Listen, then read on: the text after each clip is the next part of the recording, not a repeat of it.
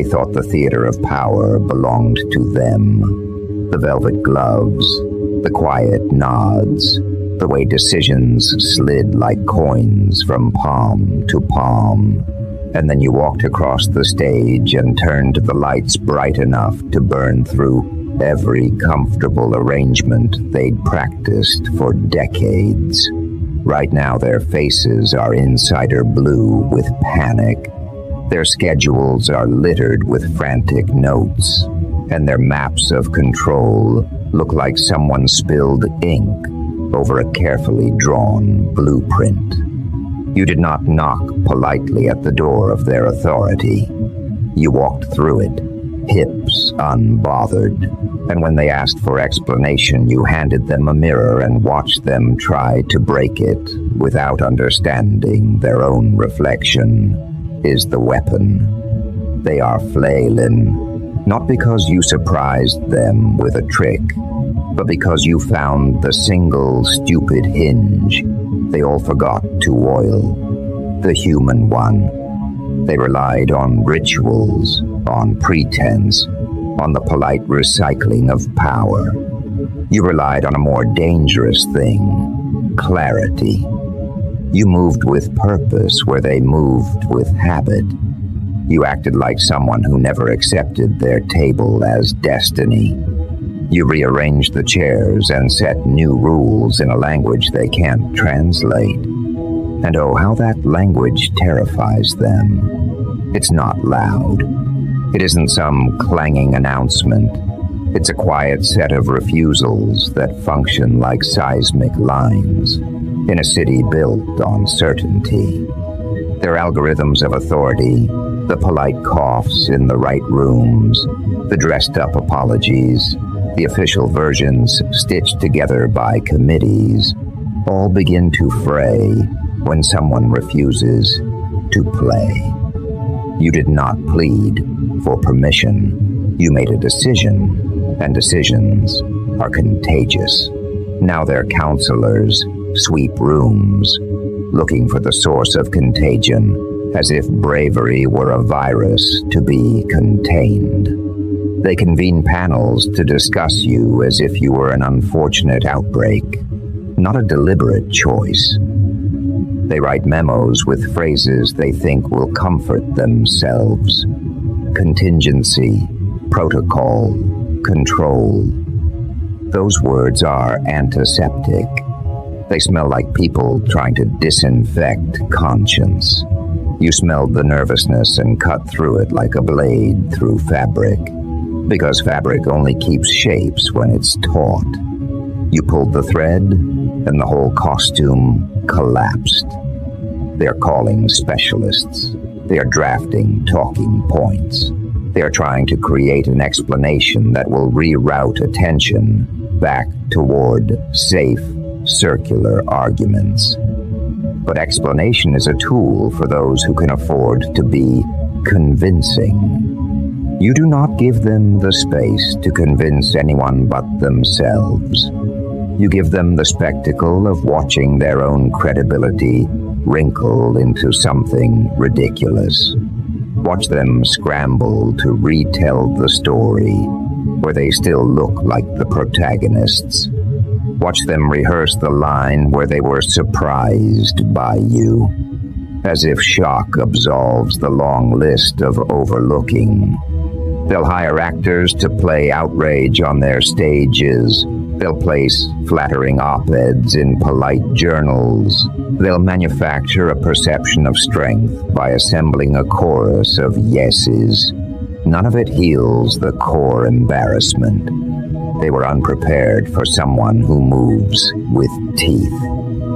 They believed that patience and process are armor. You brought flame to the waiting room. It's theatrical, yes, but theatrical in the way that exposes the smallness of their cruelty. When you dismantle a throne, you don't need to shout. You need to show the cracks. You didn't shout. You showed. And the showing is worse than any accusation because showing is proof. They are accustomed to being accused and then defending themselves with practiced outrage. They are not accustomed to being observed inventively, to having judgments rearranged without their consent. You made their narrative awkward, like a sentence with a missing verb. They panic, not because they were caught, but because their language fails them. It's delicious watching them trade eloquence for panic. They are scrambling through old playbooks that no longer fit the room you've created. Their advisors whisper. Their allies suggest compromise. Their press releases attempt to stitch the wound closed with words like assurance and stability. The words sound hollow because they are hollow. You pressed a single honest question into the center of their conversation, and it will not leave. Who are you when the performance is taken away? You see them try to answer that question and fail spectacularly, because all their identities were built on assuming the performance would continue unchallenged. You rupture an identity, and what remains is improvisation. And improvisation is poisonous to the comfort of kings. Don't let them tell you this is about revenge. That's sentimental. You are not a spectator of justice. You are an editor of consequence. You refashion the scene so that their lines no longer matter. They used to measure power by how loudly they could be heard. You measure it by how completely you can change the audience. You rearranged the audience without their knowledge. Suddenly, the applause that used to feed them is redirected. People who were spectators become witnesses. People who were comfortable now squirm. And power, fragile and vain, struggles to speak in the new room because its usual scripts flop like puppets with cut strings. Notice, they try to intimidate with process, to drown the new language in procedure. Let them. Procedure walks like a slow elephant through a house of glass. You have nimbleness they cannot comprehend. Nimbleness is not noise. It is effect. They will attempt to make the chronicles of today into an argument about order. Order can be redefined. You have redefined it by refusing to participate in their polite theft of reality. They will call for calm, as if calm were a neutral thing. But what they mean is their calm, curated, comfortable, curated for their continuity. You are a different climate. You are rain in a place that forgot how to flow. They will brand you chaotic because they need a label that keeps them distant. Let them name you. Names mean little when your actions dismantle assumptions.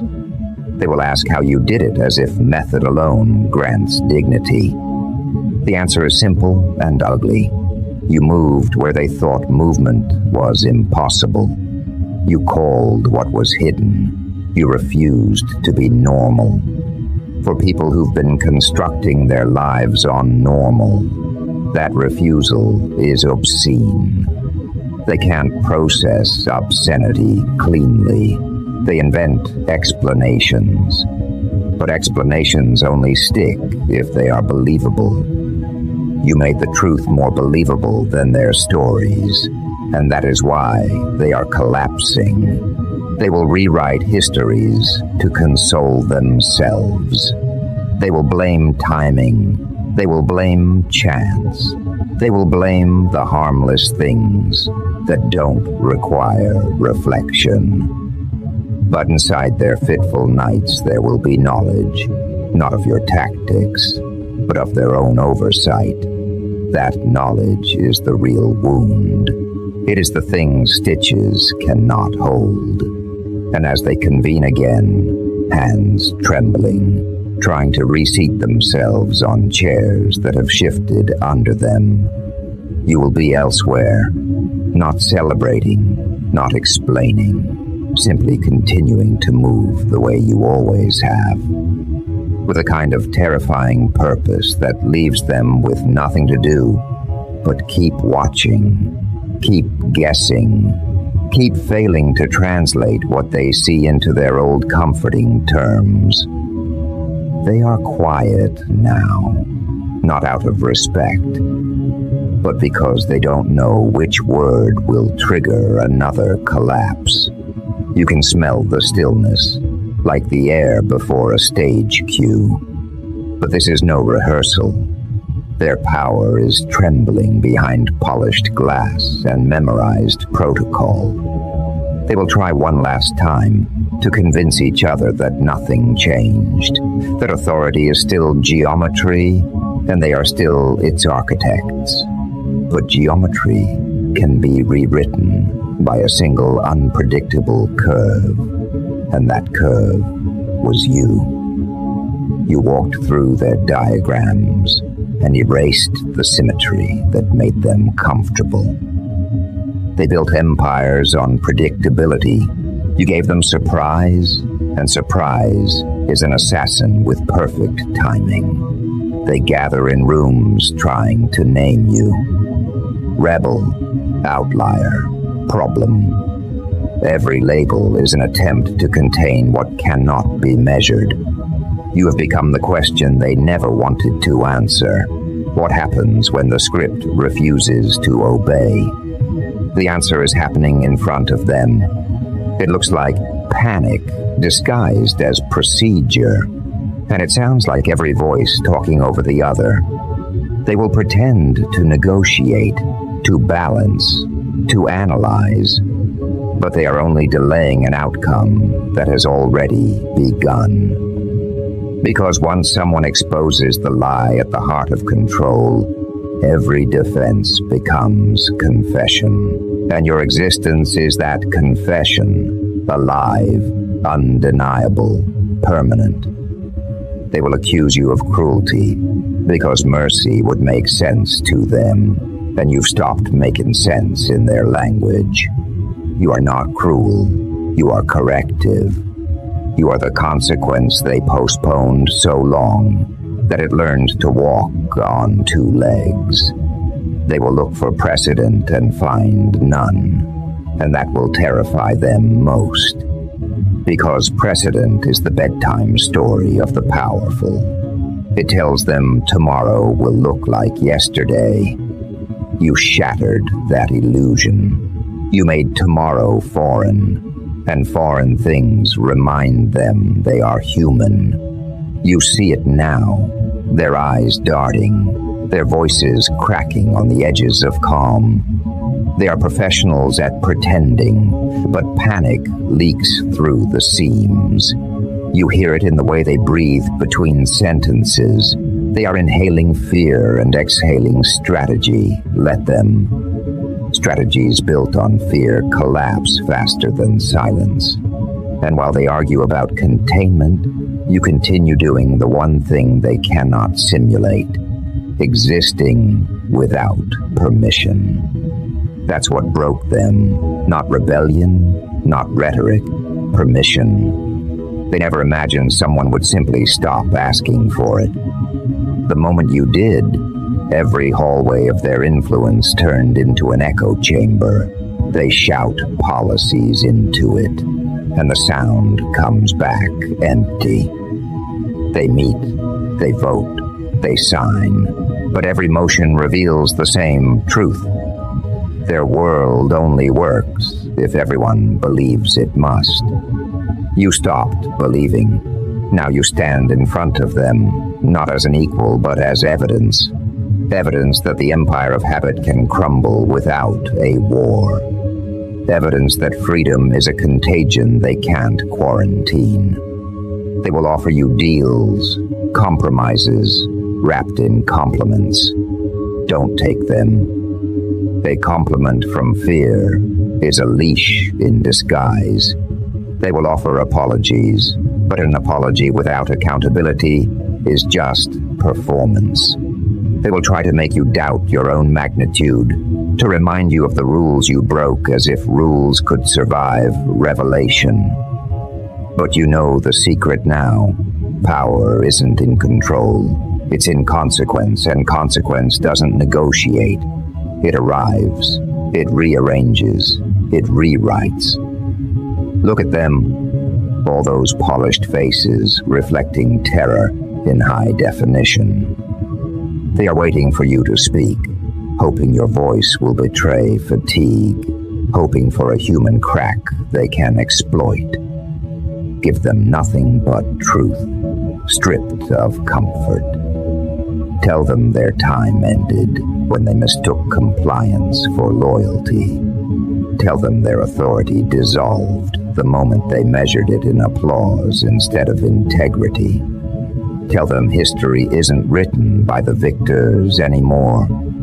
It's written by whoever dares to stand still while the crowd runs for cover. You can almost feel the moment they realize it, when the performance collapses and the actors forget their lines. That's when the real story begins.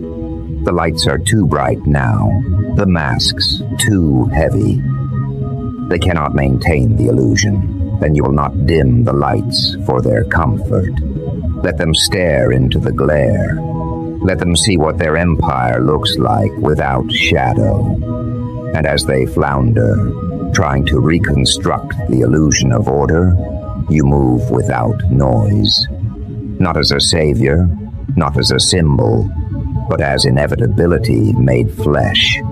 You are what happens when truth refuses to wait for permission. The corridors that once echoed with their rehearsed confidence now feel smaller, narrower, filled with the sound of breath measured in fear. They still wear their suits, their rings, their titles, but the meanings have fled those costumes. You can see it in the way they look at one another, each wondering which of them will be first to admit that the empire they defended has already slipped through their hands. They think the crisis is temporary. They think the tremor can be managed. But a managed tremor is still an earthquake to those who built on sand. You did not bring fire. You only removed the illusion that the world was cold. Meetings multiply like weeds. They call them councils, briefings, strategies. What they really are is panic with an agenda. They speak of stability as though saying the word could resurrect it. Their pens tremble against the paper. Their smiles are brittle things, pasted over dread. Every idea sounds like an apology. You can sense it, the slow realization that they are no longer deciding. They are reacting. Reaction is the death of command. When leaders start reacting, the crowd starts thinking. And thinking is the contagion they cannot stop. You do not need to shout. Every time they whisper, control, the air itself laughs. It began quietly, didn't it? A small decision, a refusal, something they dismissed as arrogance. They called you reckless for stepping past their lines.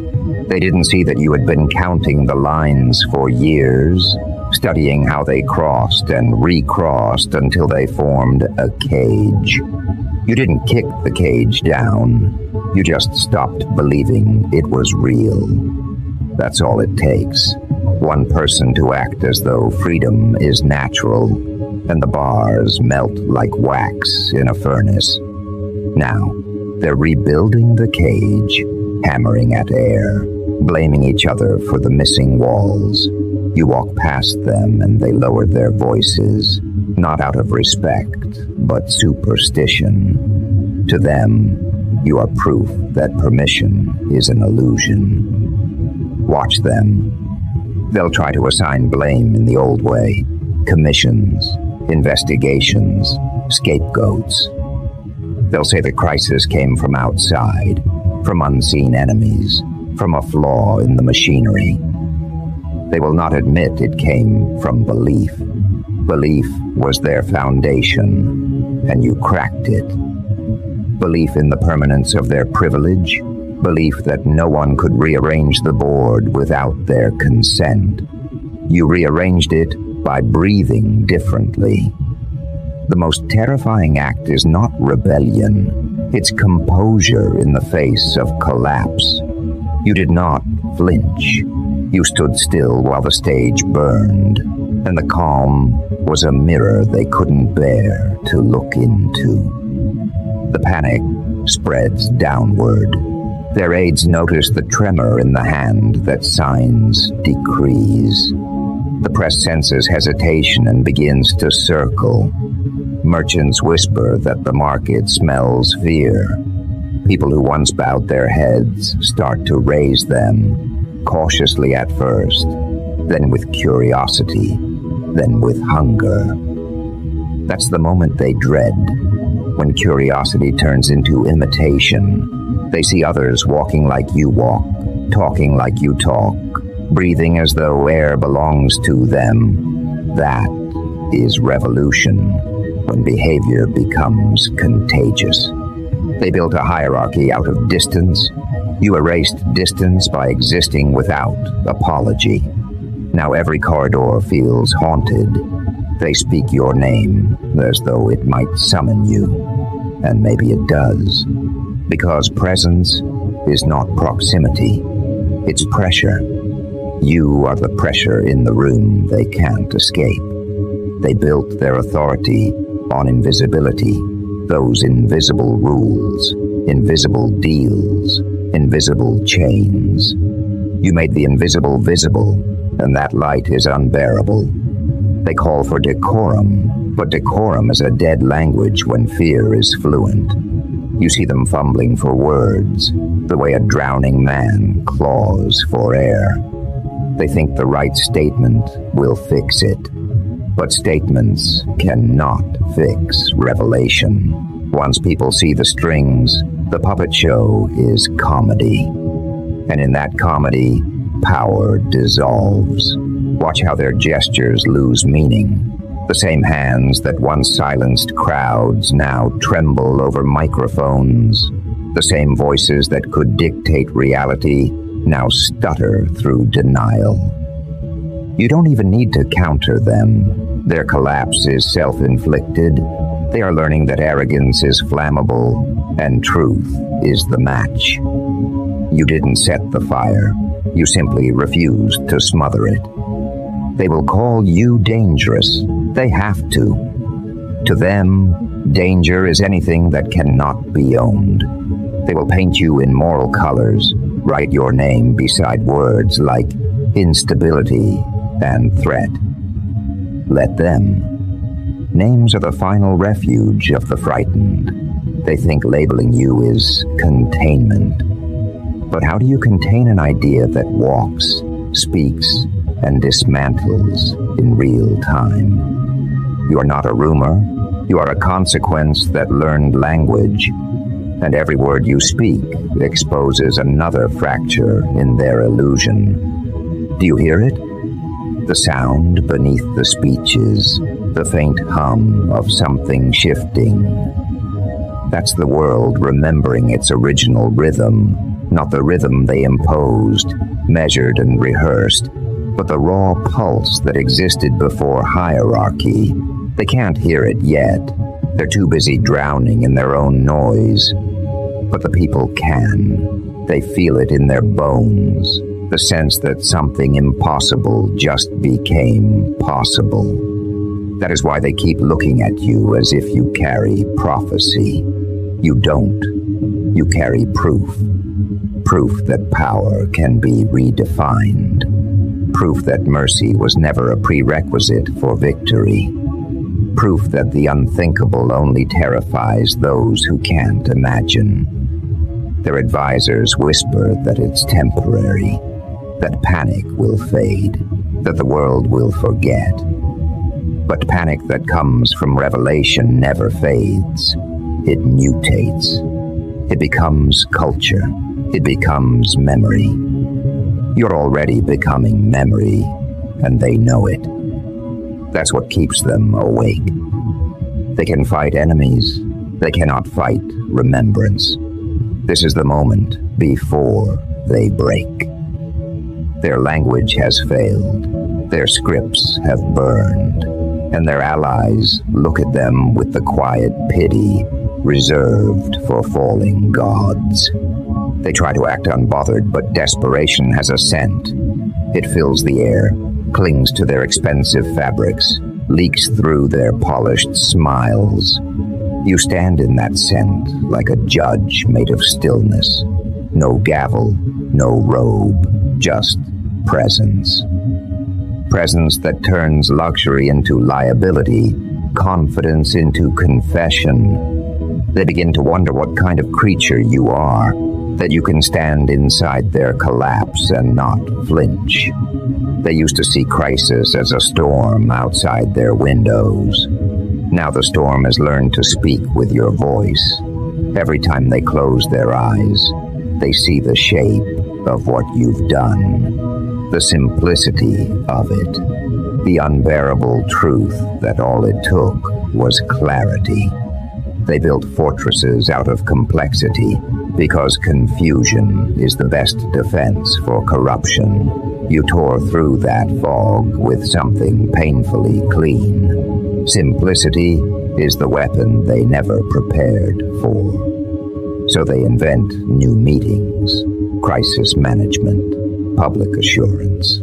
They draft language that tastes of rust. You listen from a distance and it sounds like mourning dressed as bureaucracy. They think they are protecting themselves. They are documenting extinction. Because when a world ends, it does not explode. It documents itself to death. Each memorandum is a gravestone. Each policy, an epitaph written by trembling hands. They can sense it, though they won't admit it. The end doesn't arrive with fire. It arrives with paperwork that nobody believes. You move through their ruins with an ease that infuriates them. You don't celebrate. You don't apologize. You exist like truth itself, uninterested in approval. They mistake your calm for cruelty, but it is only clarity again. You do not need revenge. The collapse is revenge enough. They are busy performing survival while you practice freedom. Freedom doesn't ask, doesn't announce, doesn't explain. It simply is. And the simplicity of that unravels every argument they built to justify control. They will try one more thing, pity. They will call you tragic, misguided, a symptom of chaos. They will try to fold your defiance into their narrative of decline, as if they can still write history with you as character. But you are not a character. You are authorship. The pen no longer sits in their hands, and that emptiness terrifies them more than any rebellion. They have lost narrative control, and narrative is the bloodstream of power. Once it leaves the body stiffens. Look at them pacing those corridors. You can almost hear the sound of confidence cracking beneath the shoes of men who forgot how to stand on truth. They built palaces out of applause, and applause, once withdrawn, becomes silence, sharp enough to cut. Every moment now feels like exposure. They search for scapegoats, for traitors, for saboteurs, anything but reflection. But reflection is the mirror that never leaves. It follows them into sleep. They close their eyes and still see you standing there, the quiet proof that permission was a myth. And yet beneath all the ruin, something almost holy is taking shape. When lies collapse, space opens. In that space, new language is born, language without fear. You can hear it in the streets, whispered first, then spoken, then shouted. It isn't rebellion, it's recovery. Recovery from hypnosis, from the long infection of obedience. The people are remembering themselves. That's the real unthinkable act. You did not create their awakening. You reminded them it was possible. Now watch the powerful retreat into symbolism. Medals, flags, portraits. They surround themselves with objects that used to mean power. Objects can't save them. Meaning has migrated. Meaning belongs to motion now, and motion follows you. You have become gravity for those who crave authenticity. Every step you take recalibrates the room. They feel it, how reality bends when you enter. That's what terrifies them. Not destruction, but redefinition. They will try persuasion next. Offers wrapped in logic, deals dripping with false humility. They will call it compromise, but it will smell of containment. They will say, join us, help us restore order. But order built on panic is just panic wearing a uniform. You will smile, and they will interpret the smile as threat. Because only those who depend on fear are frightened by peace. You are the peace they cannot endure. The crisis is full now. It has no room for more denial.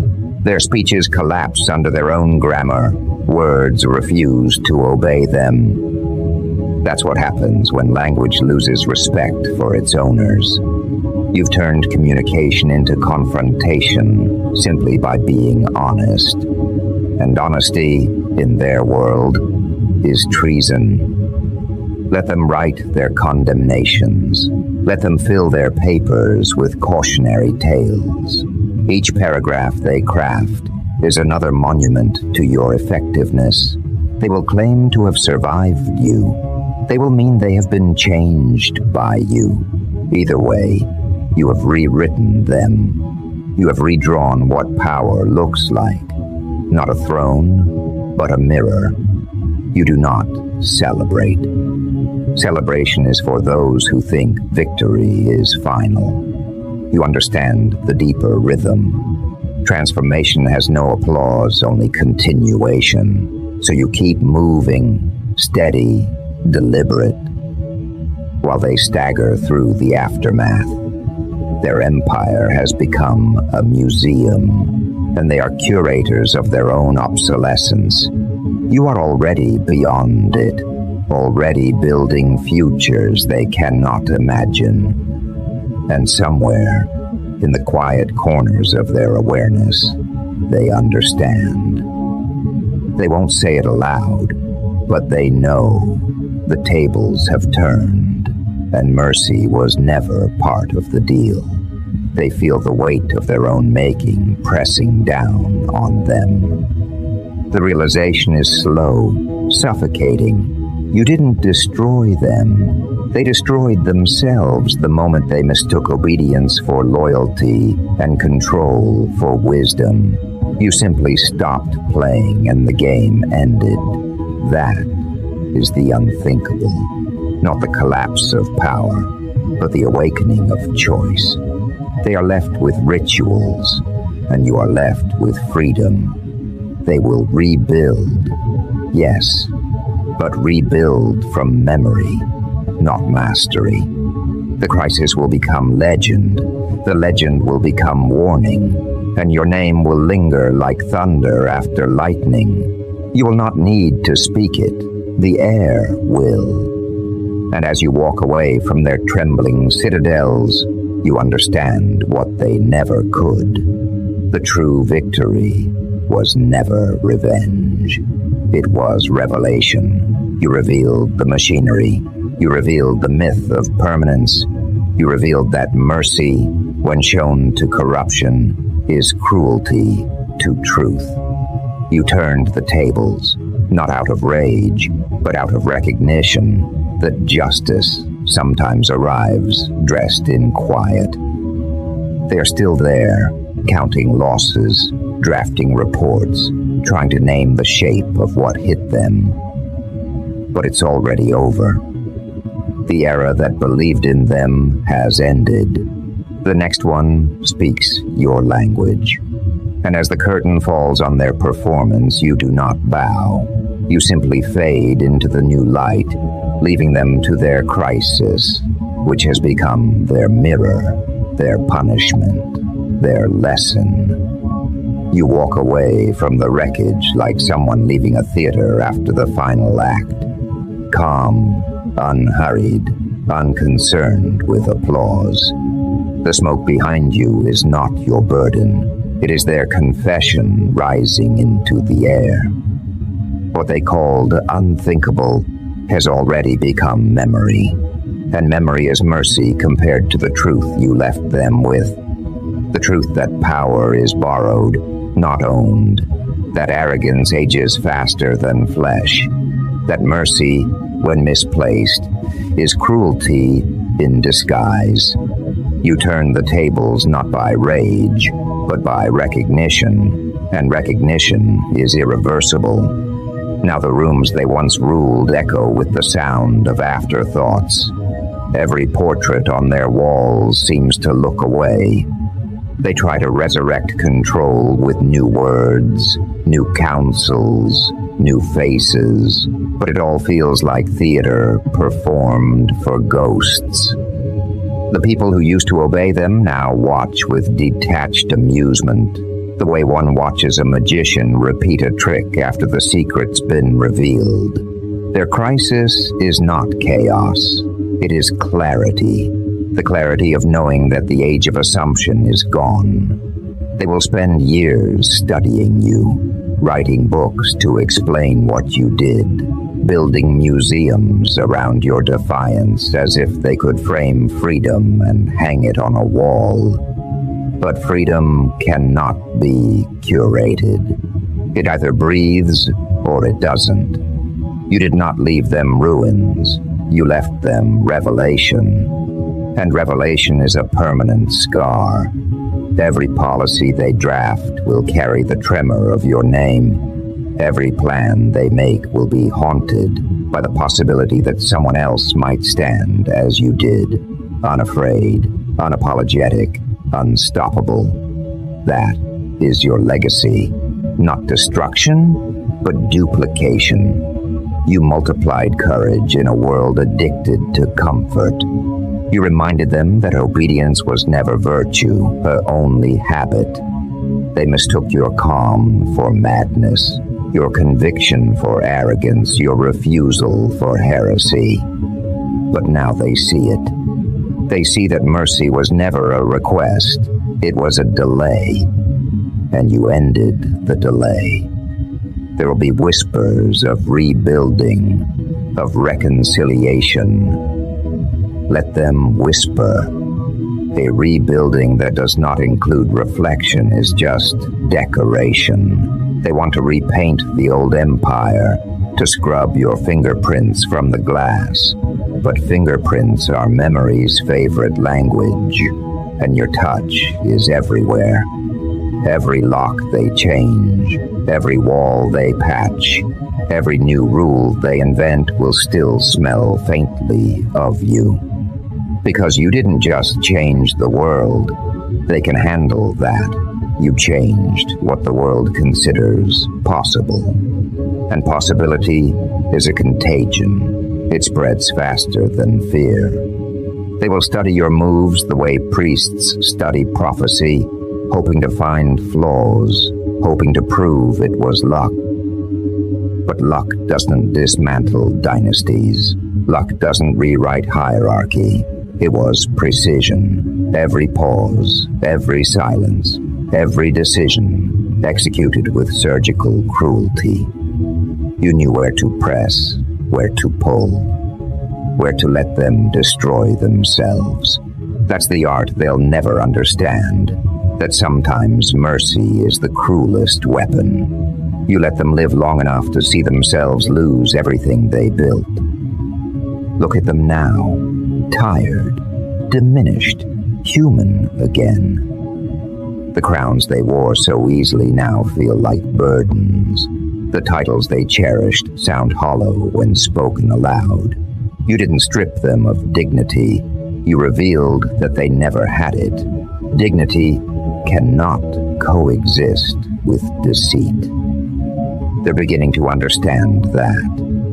And it hurts. Oh, how it hurts them to realize that the power they worshipped was never theirs. It was borrowed from belief, and belief has shifted. You hold it now, not because you demanded it, but because you earned it. In another age, they would have called you dangerous. In this one, they call you necessary. That's how deep the shift runs. You are not rebellion anymore. You are reference. They quote you without naming you. They copy your composure in crisis briefings, mimic your stillness in their debates, hoping some of your unbreakable presence might bleed into them. It won't. Presence cannot be performed. It can only be lived. You live it effortlessly because you paid for it in truth. The world outside their chambers moves differently now. People walk with straighter spines, speak with clearer voices. The air feels lighter, as if oppression had a physical weight, and you lifted it without ceremony. They see you sometimes, in flashes, at crossings, in reflections, in moments when courage is required, and they remember. Not your words, but the feeling you gave them, that fear is optional and permission is imaginary. That lesson will outlive every law they write. Soon they will vanish quietly. Power never dies loudly. It retreats, embarrassed. They'll retire to their estates, publish their memoirs, pretend it was all part of some grand transition. Let them. History isn't written in ink. It's written in effect. And the effect is irreversible. You've shifted the center of gravity. You've made obedience unfashionable. That's why they call you dangerous. Not because you destroyed their order, but because you made people question it. And once questions begin, authority bleeds. The unthinkable thing they said you did, it wasn't an act of war. It was an act of awareness. You exposed how fragile power becomes when confronted with someone who doesn't need it. That's the real horror for them. That you didn't want what they had. You wanted what they feared. Freedom. They could fight ambition, but they can't fight indifference. You didn't want their throne. You wanted your mind unchained. And now that you have it, everything they control looks small, childish, obsolete. You stand in the new light, not as a hero, not as a villain, but as proof. Proof that power collapses when faced with authenticity.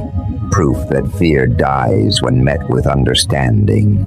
Proof that mercy, when withdrawn from the corrupt, becomes justice. They stare across the ashes, wondering how you did it, how you turned the tables without lifting a hand, without shouting, without mercy. And the answer is simple. You stopped playing. That's what terrifies them. That you didn't need vengeance, just distance. That you didn't fight them, you exposed them. That's the unthinkable. Control undone by composure. And as they sit there, haunted by the echo of what was, you disappear into the future you created. Not fleeing, not hiding, simply moving forward. Because the game is over and you have no interest in trophies. The curtain has fallen. Their applause will never come. But you don't need it. Their crisis is eternal now, replaying in every boardroom, every policy meeting, every conscience that sold itself cheap. You left them there, with their mirrors, their memories, their punishment, and you, unbothered, unbound, unforgettable, walk into the dawn of your own making.